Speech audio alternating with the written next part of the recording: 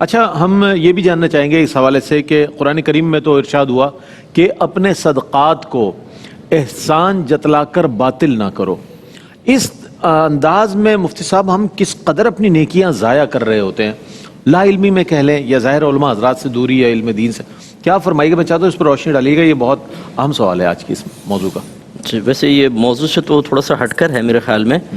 بہرحال اگر دو چیزیں ہوتی ہیں کہ ہم جب کسی پر احسان کرتے ہیں تو نبی کریم صلی اللہ علیہ وسلم نے تو اس کی ترغیب یہی دی صدقات وغیرہ کی کہ اس طرح صدقہ کرو کہ اگر سیدھے ہاتھ سے دو تو الٹے ہاتھ کو خبر بھی نہ ہو.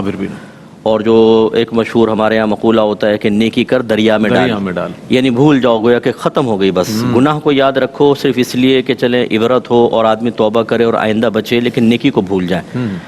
لیکن بعض اوقات ایسا ہوتا ہے کہ ہم نیک عمل کرتے ہیں اور یہ بھی ہمارے ماحول کا اثر ہے اور جہالت کا ایک نتیجہ ہے کہ ہم اس کا ایک رزلٹ دنیا میں چاہتے ہیں. بالکل ہم چاہتے ہیں جس کے ساتھ احسان کیا جب وہ ملے تو سلام میں پہل کرے، ہم آئیں بیٹھا ہو تو کھڑا ہو جائے، اس کے چہرے پہ مرعوبیت کے آثار نمایاں ہونے چاہیے. بالکل ایسا ہی. اور وہ اقرار کرے لوگوں کے سامنے کہ حضرت نے احسان کر کے مجھے یہاں تک پہنچایا ہے. ہم چاہتے ہیں وہ سراہے ہمیں ایسا ہی. اور اگر اس کی طرف سے اچھا اسی طرح اگر جائیں تو پھر چائے کے ساتھ بسکٹ بھی ہونی چاہیے تھوڑی سی. اگر اس نے خالی گلاس پر ٹرخا دیا، اگر وہ نہ کھڑا ہوا، اگر سلام میں پہل نہ کی، ہمارے کان متوجہ تھے کہ یہ تعریف کرے، اس نے اگنور کر دیا، پھر ہم باہر نکل کے کہتے ہیں دیکھا نا یہ کیسے احسان فراموش، طوطا چشم دیکھنا یہ بیٹھا ہوا نمک حرام ہے یہ. اور بھی پاکیزہ کلمات بہت سے ایسے.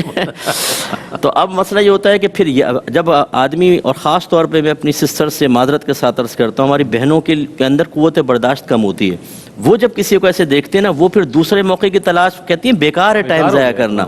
وقت پہ جو تیر کلیجے کے اندر نہ اترے اس تیر کا فائدہ ہے کیا فائدہ اس کو کمان میں رکھنے کا؟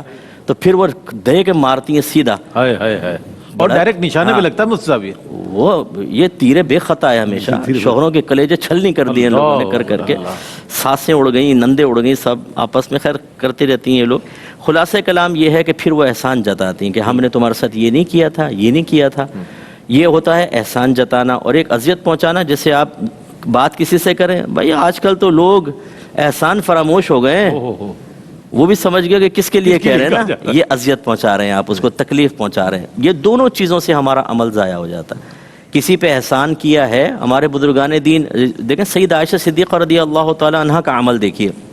آپ جب کسی کو کچھ دیتی نا تو اپنے خادم سے فرماتی پیچھے جا کے سنو یہ ہمیں کیا دعائیں دے رہا ہے. وہ سنتا آ کے بتاتا، آپ وہی دعائیں اس سائل کو دینے کے بعد فرماتی کہ میں نہیں چاہتی کہ میرے صدقے کا بدلہ اس کی دعائیں بن جائیں. تو دعا کے بدلے میں دعا اور صدقہ خالصتاً اللہ کی بارگاہ میں پہنچے. کیا بات. اور اسی طرح ہمارے اکابرین کی عادت کریمہ منقول ہے کہ وہ بعض اوقات جب کسی غریب کو دیکھتے تو تھیلی میں دراہم یا دنانیر ڈال کر اس کے صحن میں پھینک دیا کرتے تھے. نیچے یہ نہیں لکھا ہوتا تھا کہ محمد اکرم فرام گجرات اور موبائل نمبر پورا لکھا ہو، یوں نہیں ہوتا تھا. ان کا یہ نہیں ہوتا، ڈال کے اب وہ آدمی اٹھاتا تھا یہ تھیلی، باہر نکل کے دیکھا کوئی بھی نہیں ہے، اس کی ضرورت بھی پوری ہو گئی اور انہوں نے اخلاص بھی قائم کر لیا. ہماری کوشش کرنی چاہیے اگر خدا نخواستہ ہم نے کسی رشتہ دار کو اس طرح تانا دیا ہو، اذیت پہنچائی ہو، اس سے بھی معذرت کر لیں، اللہ کی بارگاہ میں توبہ کر لیں. اس کی رحمت سے کوئی بعید نہیں کہ ضائع شدہ عمل کا ثواب وہ دوبارہ عطا فرمائے. واہ واہ، سبحان اللہ.